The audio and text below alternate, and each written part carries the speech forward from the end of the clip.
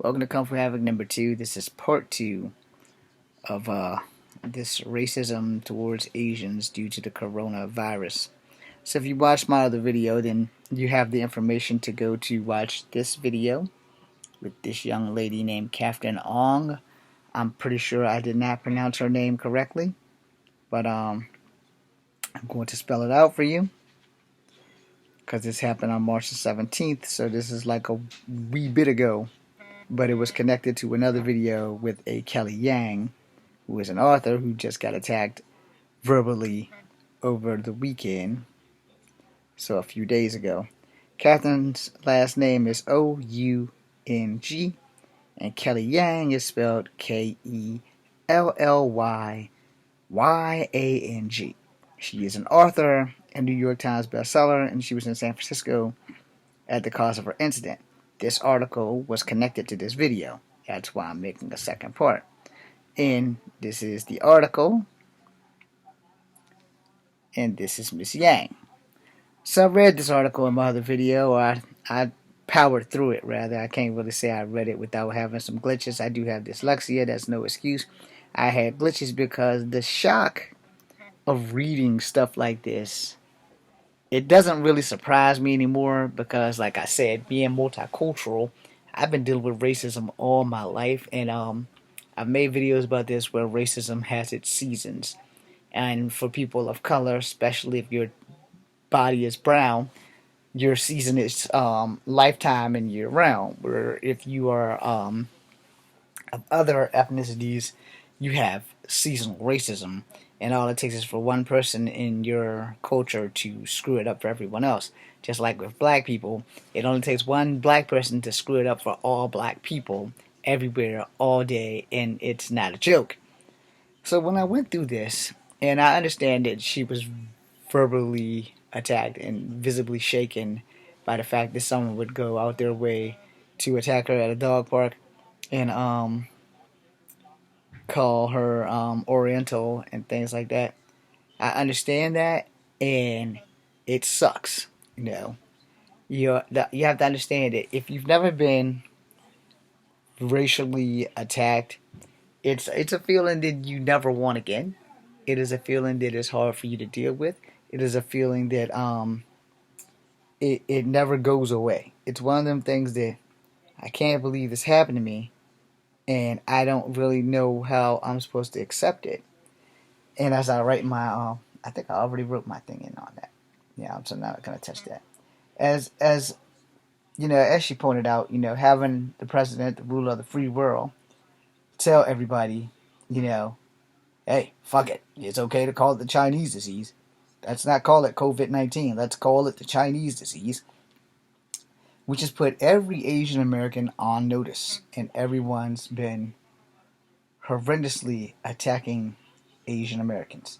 Without question, without doubt, they have been horrendously going after Asian Americans like it ain't nothing, you know. And I feel their pain because as a person of color and a person who's mixed, where most people have no idea what they're looking at when they see me, I understand exactly where she's coming from. What really sickens me is that someone in high school would be so blazingly bold to come out and say that all Chinese people are disgusting and that they will eat any animal, etc., etc. You can go watch the video for all that. That 3 minutes and 42 seconds of your life that will give you infinite knowledge on what you need to know. Now, I'm going to tell you, to be honest, it really sucks when people don't think before they speak. It really sucks that people don't have an ounce of empathy or an iota of guilt when they're talking about people's races and stuff like that. And then it really sucks when people play the I didn't know it was a racist card. And I'm going to tell you, in all honesty, I'm multicultural. I am Native American, I am black, and I am white. I will never fully be any of those things, and I am all of those things at once. Alright? Because of my ancestry. Both of my parents have black in them. Both of my parents have Native American in them, and one of my parents actually has white in her, and you can tell by looking at her. If you threw her in a crowd of white people, you would never find her. Now, here's the thing. When it comes down to racism, most of us don't want to be racist, or most of us don't know we're being racist, and most of us make racist statements all the time, and we don't pay attention to it until somebody actually points it out to you. Because you can make a racist statement and not even know you made a racist statement, and people can take that the wrong way, and you'll be like, what? Well, what did I say? What did I do? And you won't even clearly know that you did that. You know, it happens. Trust me. It happens. But I'm going to get a little racist now. So let me make that out for y'all understand, because I don't want any snide or snooty comments. But I'm about to get a little racist now. I don't hear Mexicans running around saying to each other, yo, wetback, hey, gook. I don't hear Asians going around hollering, hey, chink, hey, jap, hey, spick, hey, gook. I don't hear none of that. But from black people, we hear it all the time. What's up, nigga? How's it going, nigga? Blah, blah, blah. Why subject yourself to that kind of thing? Is it ignorance? Is it trying to empower a word that has made people hate being black forever?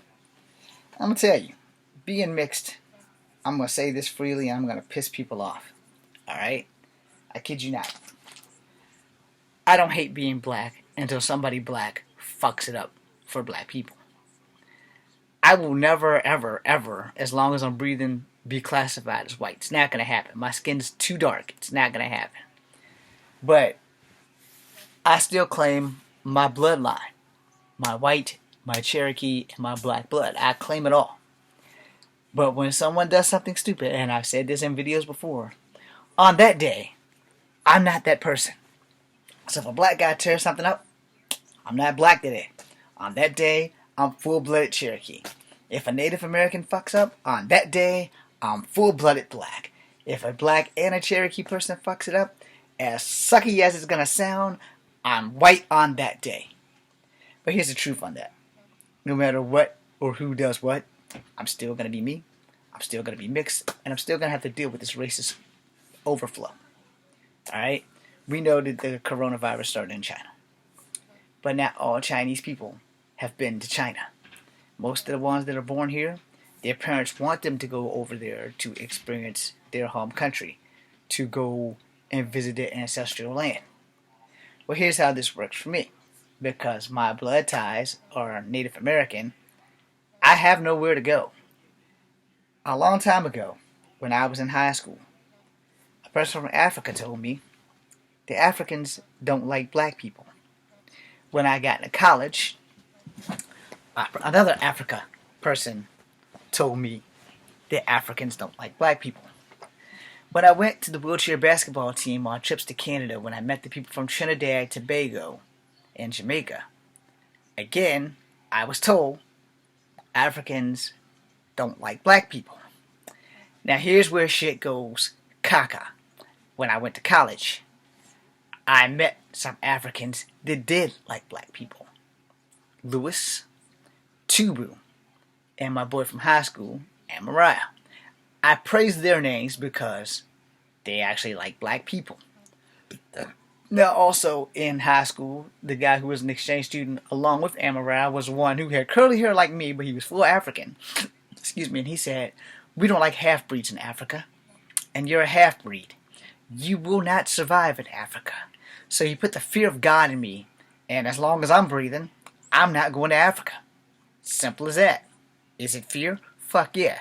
Is it me being smart? Fuck yeah. I'm not going anywhere I don't want to be. Well, I'm not wanted, for one.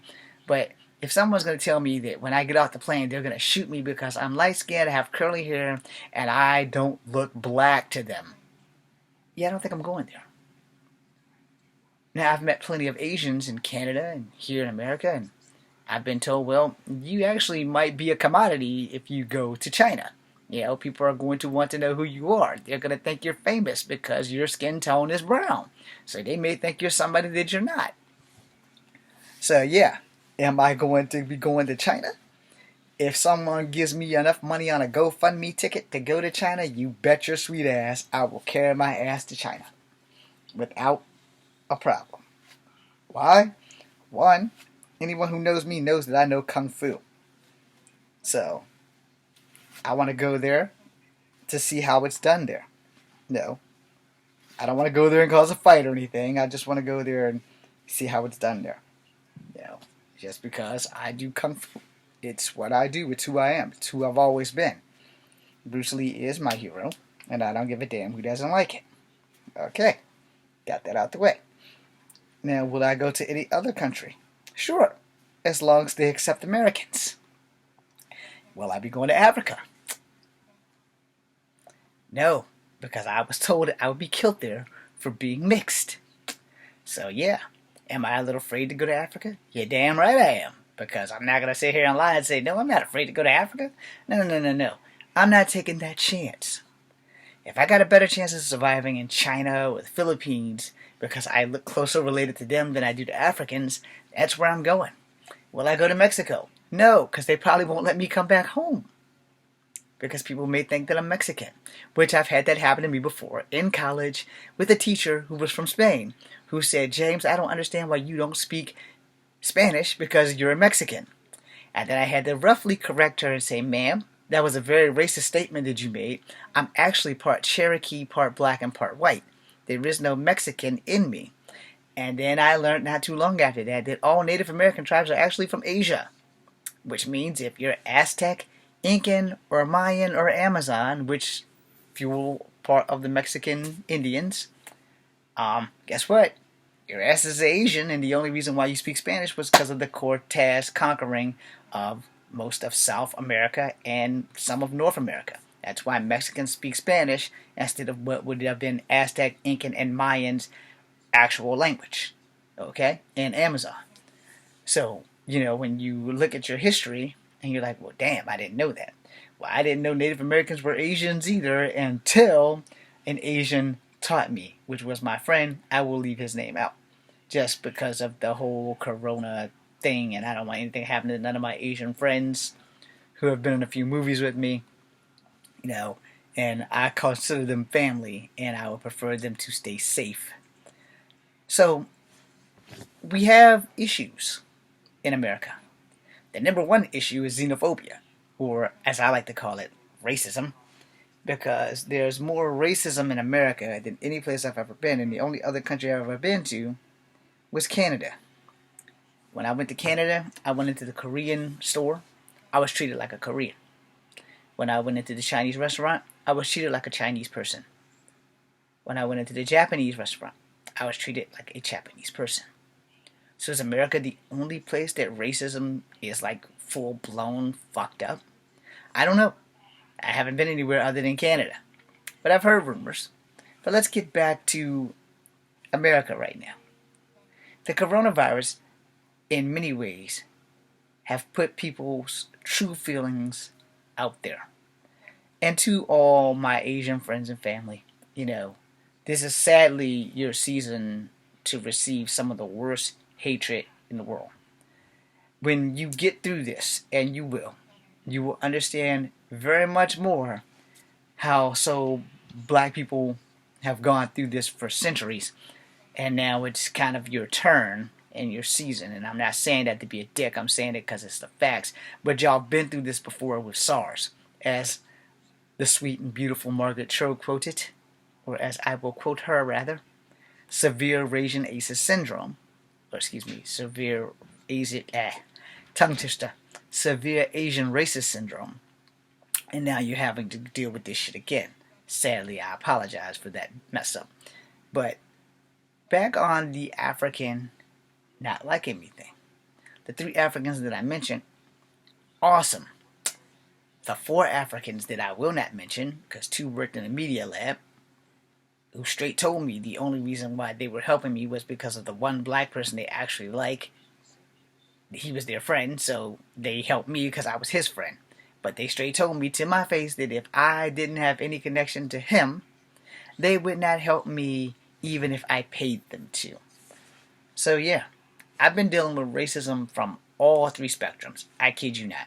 My worst racism has come from black people.